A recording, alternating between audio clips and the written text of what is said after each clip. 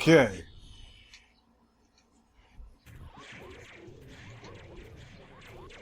Yeah, that's a lot of stuff. They really give you a lot of stuff to use your weapons against here.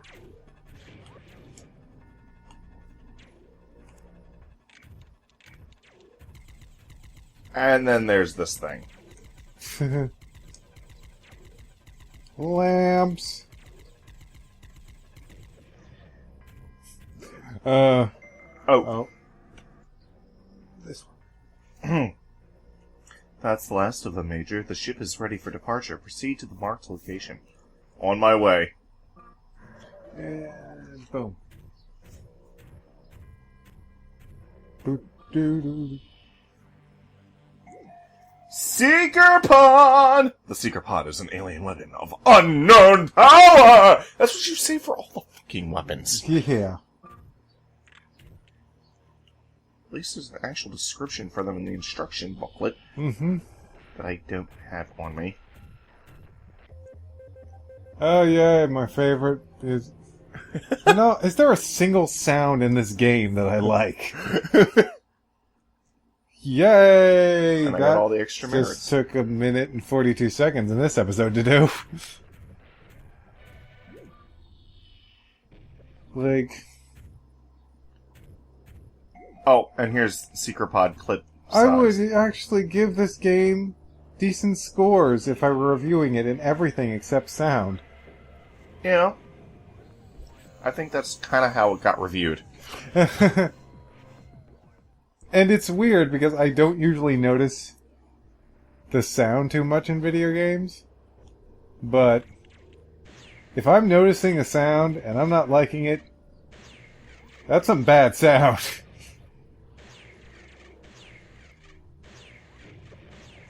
Oh, so, tell the masses what you think about Age of Ultron. Okay. Actually, before Age of Ultron, I want to talk about one other sound-related thing in video games that I hate.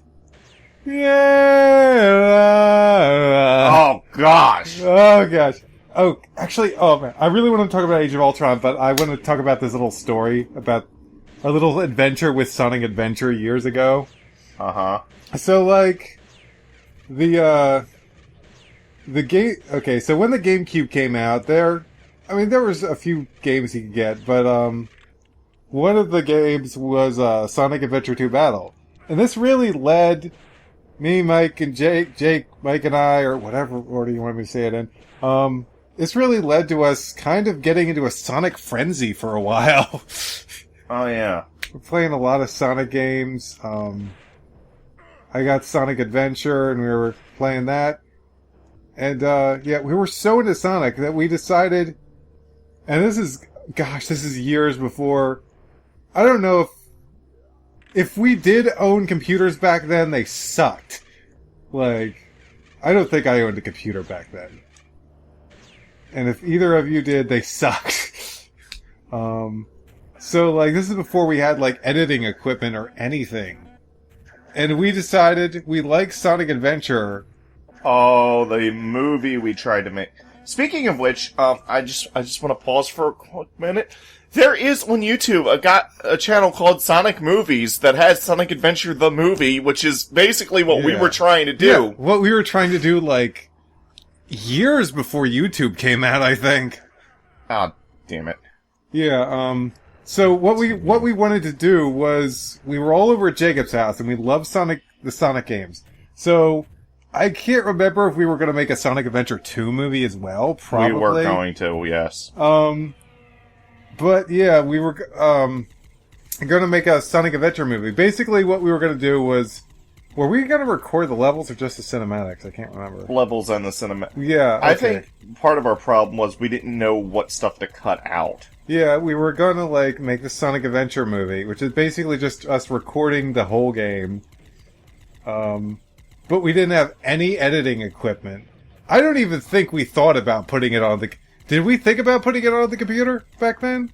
No, I think we decided to do editing like the old-fashioned way, which is stop recording, stop recording. That was going to be our editing method. And we were going to reuse VHS tapes Oh my gosh. And, it went about as well as you might expect, to be honest with you. I think we got, like, maybe halfway through the game or something and lost interest in it. I don't think we got that far. Yeah. We really should have broke it up. And we were in such a Sonic frenzy back then. And, and we were also kind of in, Pokemon TCG I still love Pokemon TCG. But we were into Pokemon TCG at the time, and we were into Sonic at the time, so we thought, hey, no one's made a Sonic card game. Oh, yeah. So, like, Go to our old defunct website. I don't even know where it is anymore. I kind of felt bad, actually, for shutting it down. Actually, I didn't shut it down. I just stopped updating it, and I told everyone I was going to stop updating it. We had this forum where we were working out how to play this game online. Like, we didn't really have any game development experience at the time, so we were just trying to make it through forum posts, which was a total pain. We had to have judges and everything. Probably the most fun we had on that site was just making the cards and handing them out as booster packs. 'Cause I love that, taking concept art and making cards, making up attacks. It was... I love the feedback from the... Yeah. And I think our biggest problem was just how to play the game as well as bouncing the game. Because we definitely had some overpowered things going on in that game. I think one of the most overpowered cards we ever made was the original Eggman card. Oh gosh, yeah, you could bring out all these different mechs. You know what? I am going to try and search down the website so you guys can check it out. I'll put like a little note in the edited video so I'll remember to do it. Okay, we're just 7 minutes in. But yeah, that was just my little Sonic rant. We saw... Oh, wow, that works. Oh gosh! That took like more than a quarter of its health! I should have been doing that from the start. Yeah, you should have. Hold on, I have some. Hold on, I have some. Well done, Major, well done. You continue to impress me. Perhaps you stand a chance against their leader. I appreciate your confidence. Major, the ship's course has been plotted round trip, so you will be able to return. Should you survive. Major, Ed, our signal booster's not powerful enough to maintain contact all the way. You're going to be on your own on this one, meaning no F7s. Yes! And F7. Don't worry, old man. I'll be back. Okay. Oh. How close are we to the end of the game? Very. Okay, we got time to talk about Ultron in this episode. So yeah, we saw Age of Ultron, and we both liked it. I'm just going to say on record, I think it makes more sense in any rendition of the story for Tony Stark to have made Ultron instead of Hank Pym.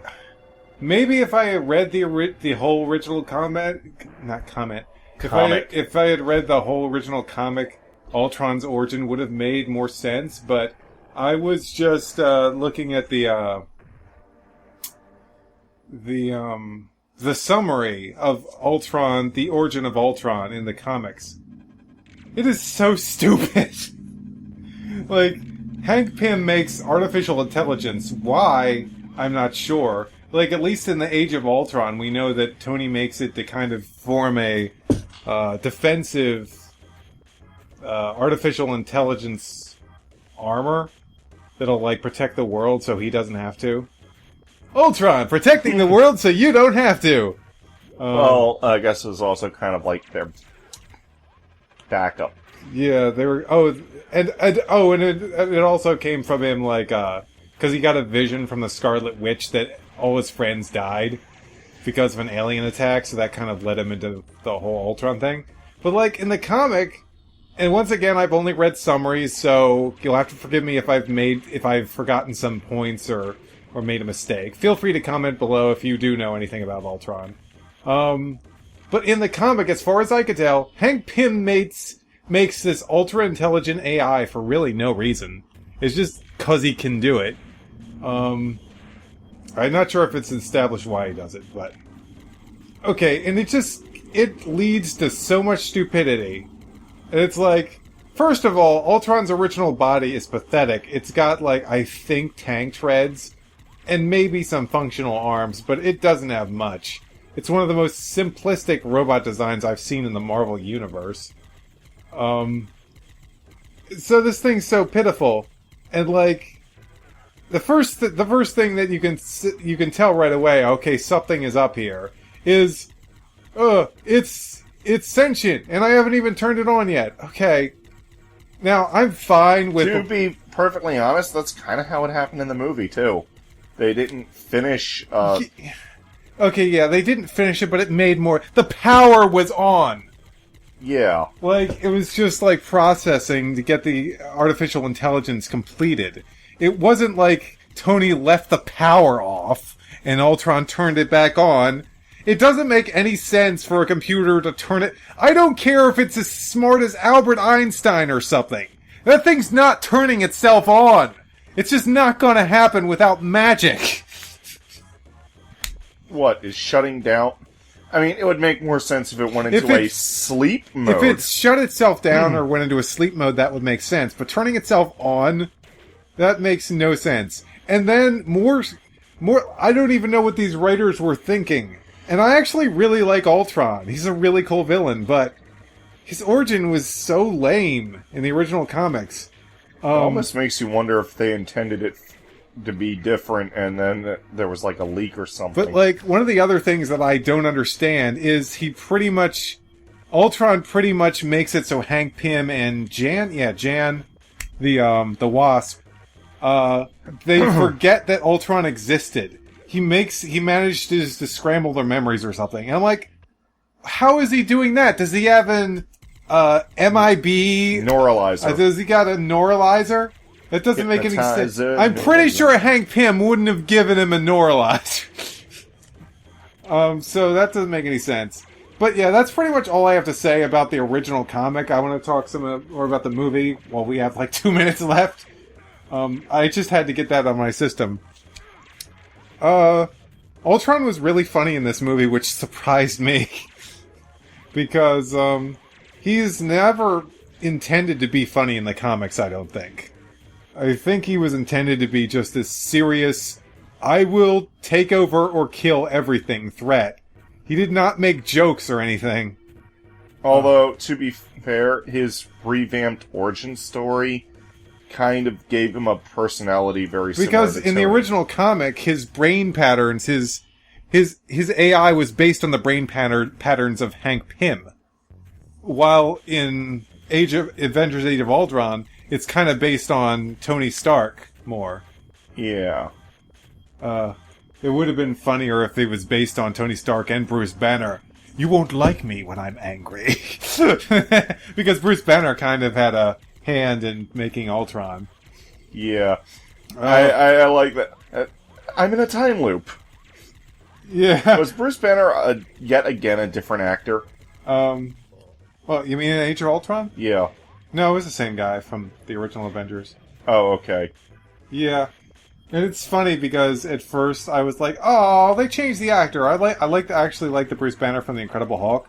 But now I think I kind of I like the actor in Avengers more now. He's kind of grown on me. Actually, that's funny that I should say that. He's grown on me. I guess he got angry or something. What else? So, no one's really been said that they've really... No one said that they've... I haven't found a single person that's talked about that movie that favored the romantic relationship between Banner and the Black Widow, because most people said it came out of nowhere! Which is pretty much true, actually. I think it was handled alright for what it was. Mm-hmm. Out of nowhere. Yeah.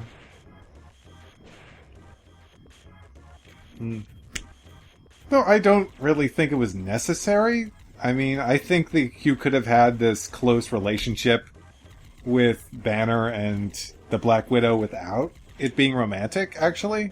Yeah. But what it didn't it didn't ruin the movie for me. It didn't make me go, "Oh, this sucks." I was just like, "Oh." In a way, though, I could kind of understand because it was.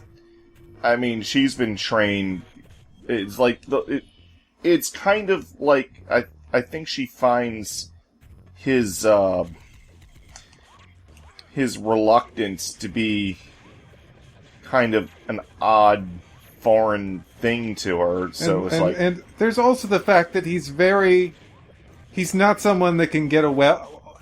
He's not someone whose society is always like, "Oh, we love the Hulk." And I almost feel like even though she doesn't turn into a giant transform. Even though even though she doesn't transform into a monster. Damn it. I gotta start from the beginning again. Should we end the episode? And then you can just, like... I don't even know, like, how far in I was, really, because there's no map here. Oh, well, crap. This place is hard. It's just a constant gauntlet of enemies. Okay, how about we just give it one more shot? We'll fast forward. Oh, okay. Okay, we're back. Hopefully Mike's not gonna get blown to bits this time.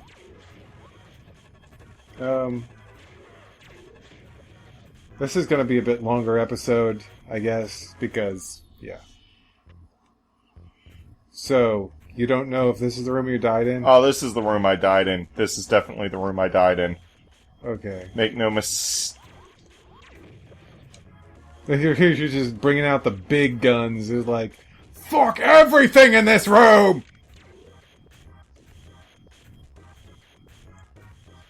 What do you say you finish this room and then we end the video? Because, like... Well, it depends on how close I am to the end of the game. Oh, yeah. This is actually the room I died in. Didn't you just say that the last room was definitely the room you died in? Yes, no. You totally said. Okay, go back and rewind it, and then play that. Yes, I did. Okay, yeah, okay. I'm still gonna go back and rewind it, because I just want to see that, hear that. Oh, this is the room I died in. This is definitely the room I died in. That is funny. This is definitely the room I died in. Oh, this is the room I died in. Oh. Oh gosh! Oh gosh, no! What the? What hit me? There's no checkpoints here. We'll see you in the next episode.